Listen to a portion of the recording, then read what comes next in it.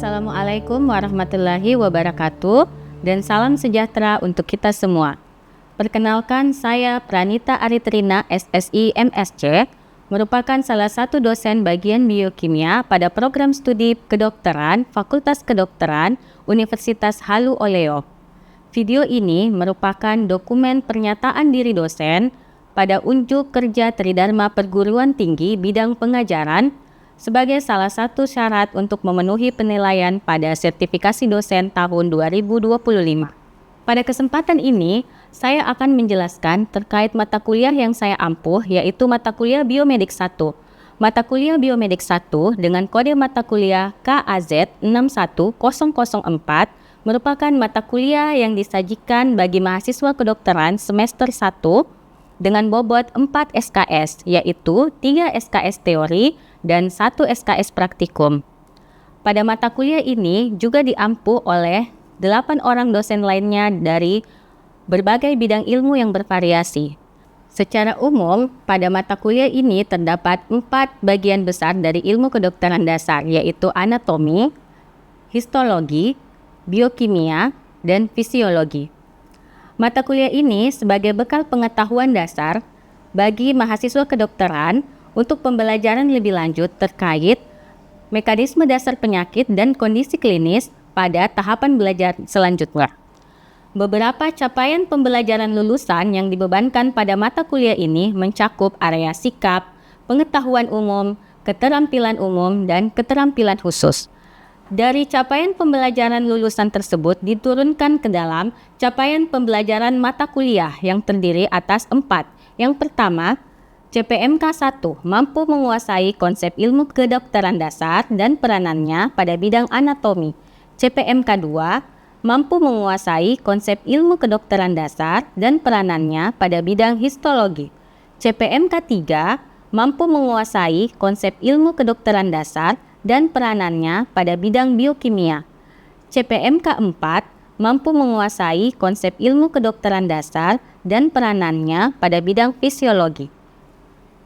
Dari CPMK tersebut terdapat 24 sub CPMK yang akan dicapai selama proses pembelajaran pada mata kuliah ini dengan beberapa bahan kajian meliputi anatomi sistem muskuloskeletal, anatomi sistem kardiovaskular, anatomi sistem respirasi, mikroteknik, sitologi, jaringan, tulang dan tulang rawan, struktur dan fungsi makromolekul, enzim, bioenergetika, informasi genetik, homeostasis, suhu dan termoregulasi, keseimbangan asam basa, cairan tubuh dan aliran fluida, serta biolistrik.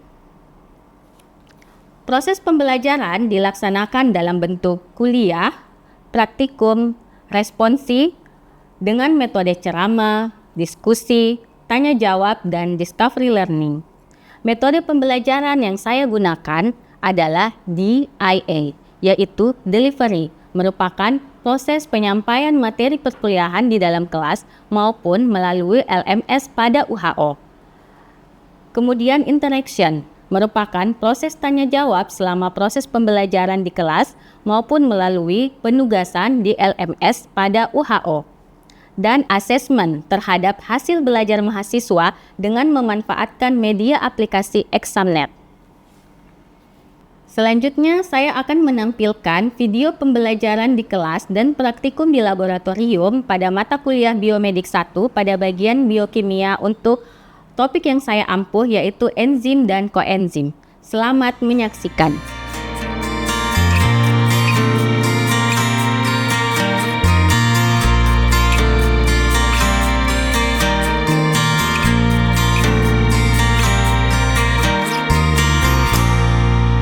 Assalamualaikum warahmatullahi wabarakatuh.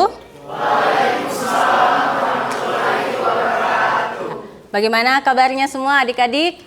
Baik. Ya, alhamdulillah ya. Puji syukur kita panjatkan kehadirat Allah Subhanahu wa taala, Tuhan yang Maha Esa, sehingga pada pagi hari ini walaupun cuaca agak mendung ya, kita masih semangat untuk bersama-sama hadir di kelas kita melanjutkan materi perkuliahan untuk biokimia di mata kuliah Biomedik 1 ini Jadi untuk hari ini mungkin topik yang akan kita bawakan seperti yang sudah kalian lihat juga di spadanya masing-masing ya. Hari ini mungkin topiknya terkait konsep enzim dan koenzim ya.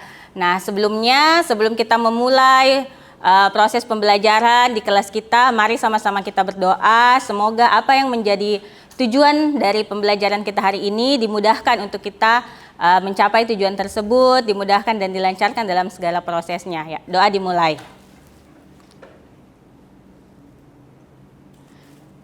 Ya, selesai. Selanjutnya saya cek kehadirannya dulu ya. Widya, oke, Crescendo, Agung Sarif, Penlin Jessica, Nyoman Priska, Ahmad Saleh Dahlan. Ya, oke, baik. Untuk materi kita hari ini itu terkait dengan enzim ya. Dari pertemuan sebelumnya kita sudah kuliah tentang struktur dan fungsi makromolekul. Ya, ada yang masih ingat tidak? Makromolekul itu ada berapa? Ayo, makromolekul di dalam tubuh kita. Yang pertama ada karbohidrat. Oke. Agung, ada apa lagi? Ada protein. Oke. Widya, mana Widya tadi? Ada apa saja Widya selain protein? Ya, lemak atau lipid. Dan yang terakhir ada asam nukleat. Nah, enzim ini, ada yang tahu enggak? Enzim ini kalau kita kaitkan dengan pertemuan kita sebelumnya, dia ini struktur fungsinya itu apa? Senyawa apa? Protein. Kira-kira enzim ini dia protein yang berfungsi sebagai apa? Sebagai katalisator.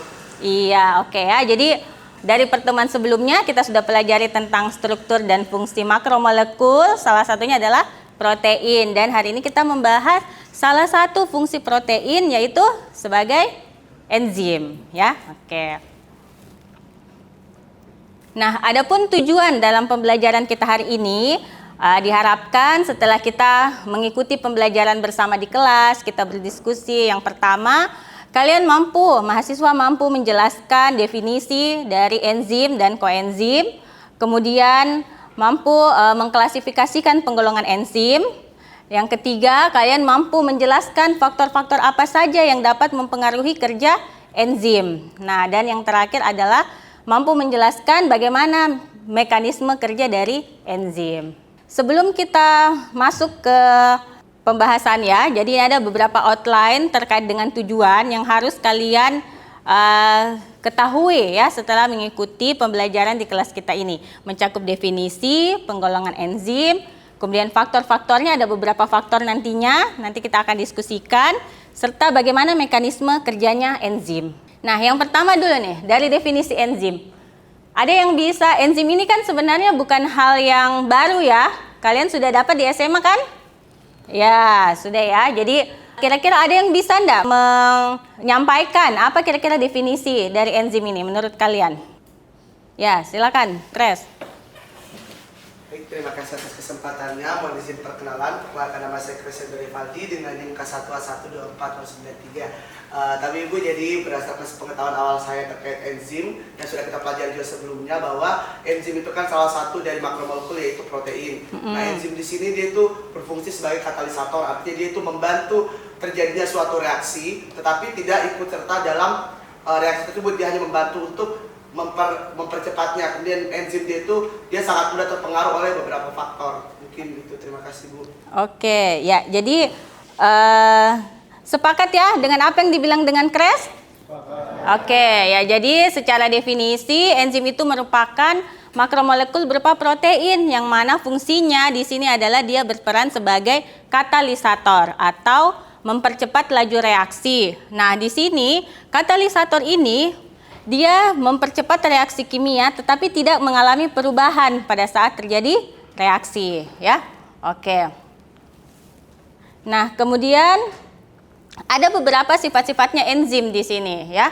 Di sini yang pertama adalah dia merupakan katalis yang paling efisien. Artinya dengan adanya enzim, reaksi biokimia, seluruh reaksi dalam tubuh kita itu berlangsung jauh lebih cepat dibanding tidak ada enzim ya. Kemudian enzim bersifat sangat spesifik. Aktivitasnya ini dapat kita kontrol ya. Kemudian beberapa enzim ini dapat disintesis dalam bentuk tidak aktif atau yang kita sebut dengan simogen ya. Kemudian enzim juga dapat dihambat maupun dipacu aktivitasnya ya, itu.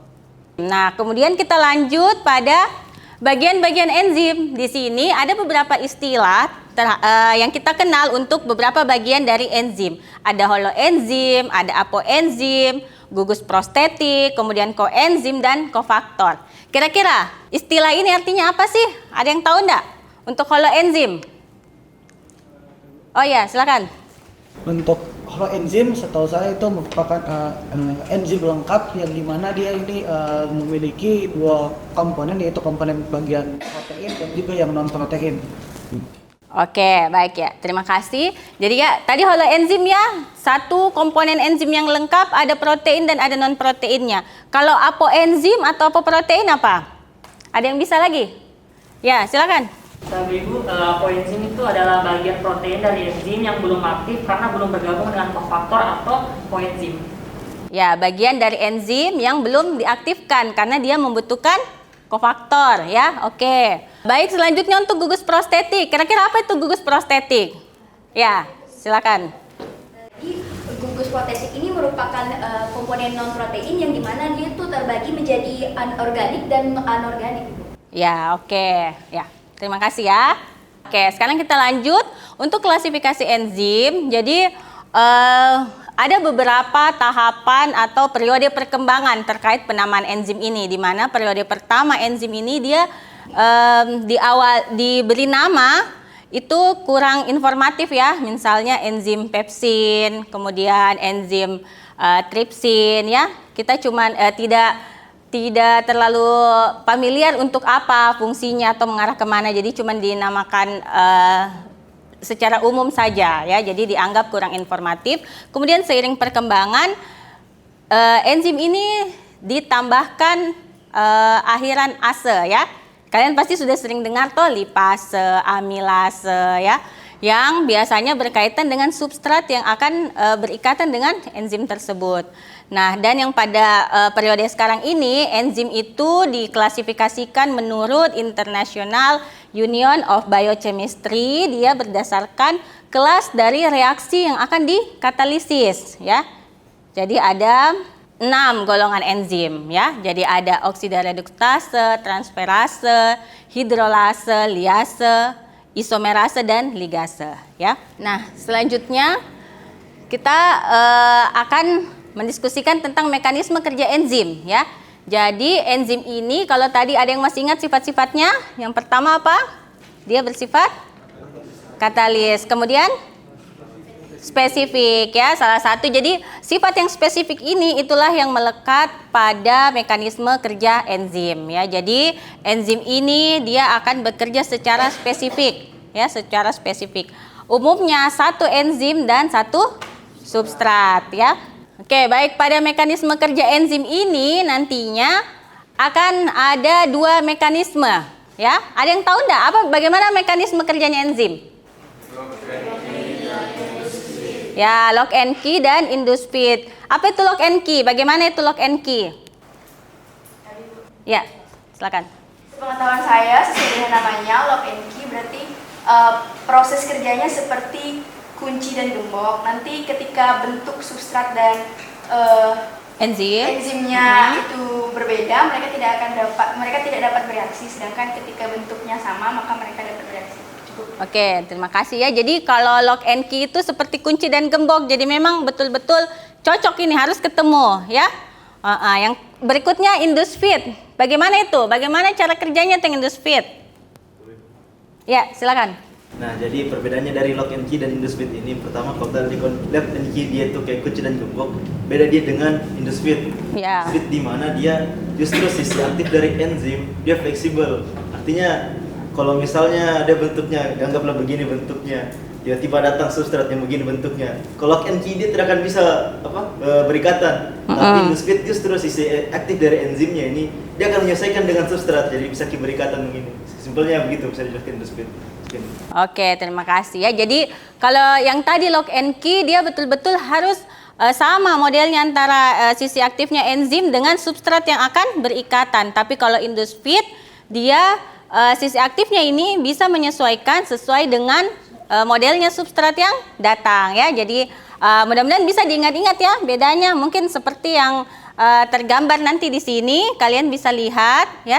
Jadi kalau yang lock and key ini bentuknya sama toh. Jadi di sini nanti berikatan substratnya seperti ini. Jadi ini model untuk yang lock and key.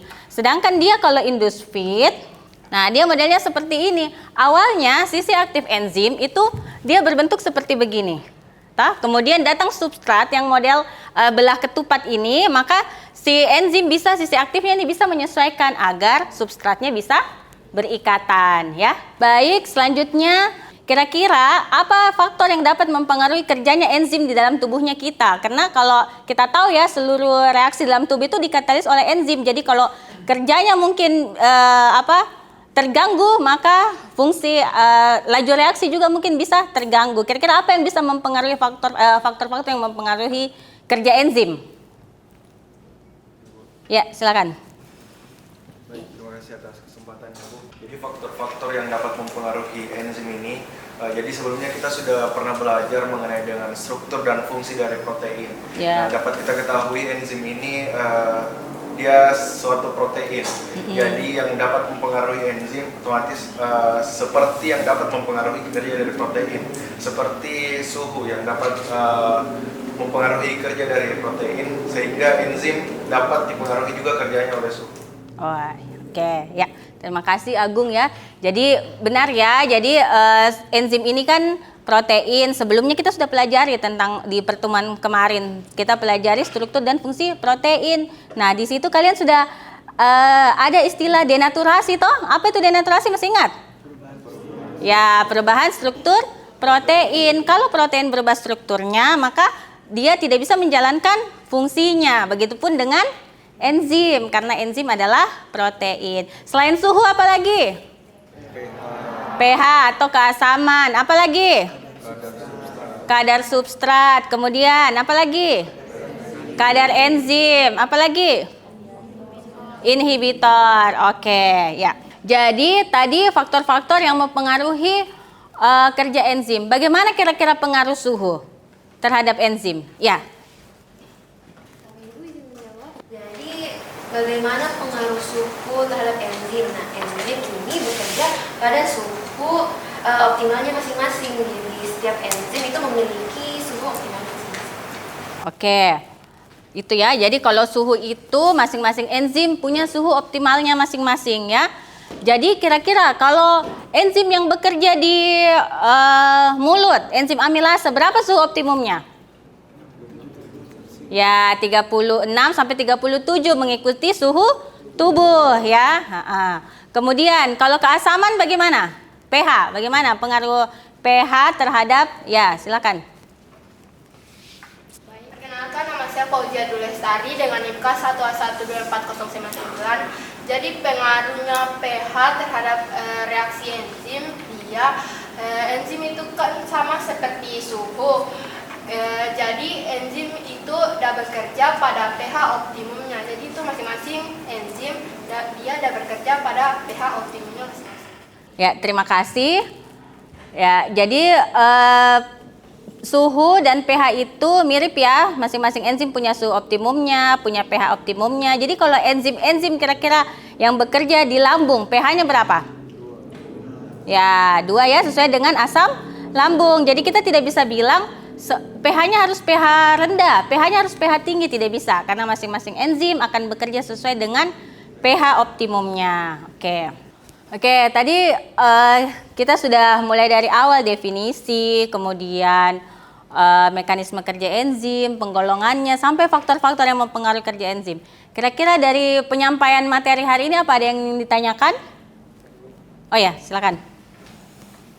Tapi Bu, tadi sudah dijelaskan adanya enzim di dalam tubuh yang membantu kita dalam mencerna dan lain-lain. Apakah ada enzim di luar tubuh yang kita gunakan sehari-hari, Bu? Seperti dari luar tubuh. Oh, gitu. Ya. Tapi Bu, terima kasih, Bu.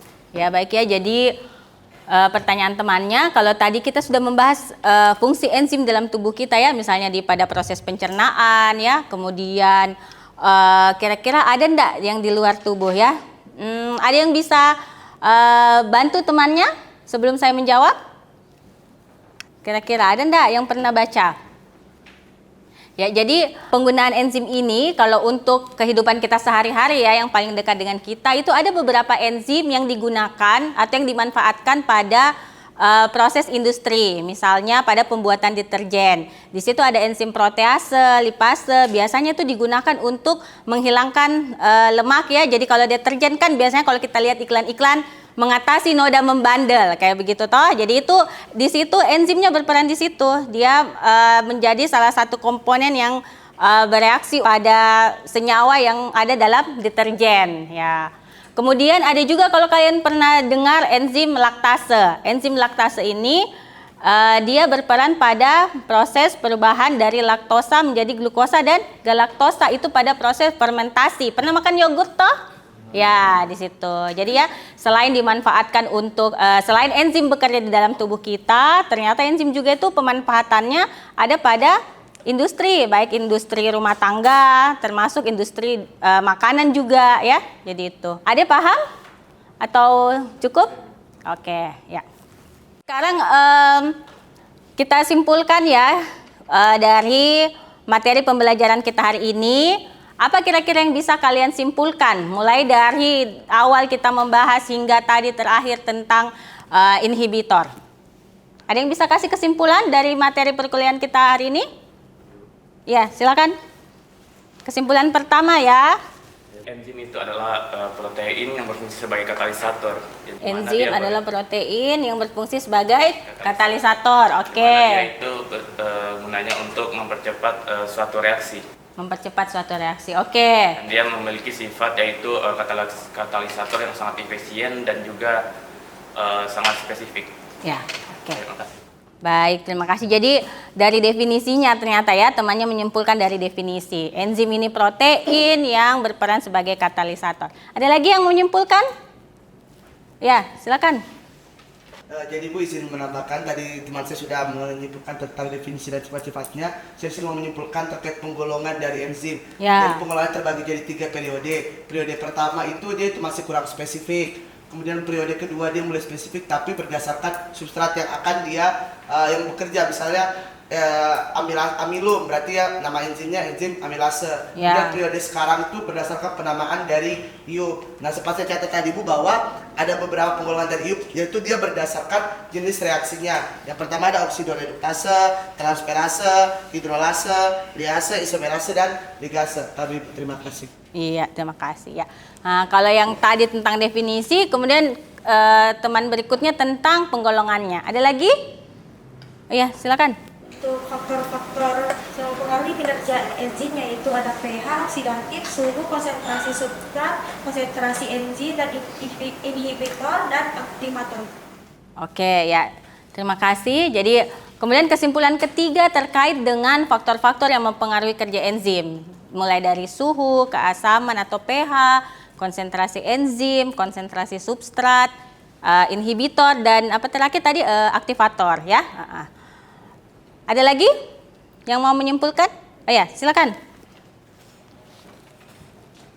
Jadi kesimpulan berikutnya itu ada mekanisme kerja enzim yang dimana di situ dibagi menjadi 2. Yang pertama itu lock and key dan yang kedua endoscopy. Oh ya, oke, baik. Ya, jadi kesimpulan berikutnya terkait dengan mekanisme kerja enzim, ada lock and key dan endoscopy. Ada lagi? Cukup ya? Ya, jadi tadi kita sudah menyimpulkan, teman-teman sudah menyimpulkan 4 hal terkait definisi, kemudian penggolongan enzim, faktor-faktor yang mempengaruhi kerja enzim, serta mekanisme kerja dari enzim ya. Karena sudah tidak ada lagi pertanyaan dan kita sudah menyimpulkan untuk materi perkuliahan kita hari ini, maka untuk pertemuan hari ini saya cukupkan. Terima kasih atas partisipasi aktif dari adik-adik semua. Mudah-mudahan apa yang kita diskusikan tadi menambah ilmu pengetahuan kita semua dan bermanfaat bagi kita semua. Jangan lupa setelah ini kalian silakan bersiap-siap dan kita akan melanjutkan praktikum kita ya. Silakan istirahat dulu. Wabillahi taufik wal hidayah. Wassalamualaikum warahmatullahi wabarakatuh.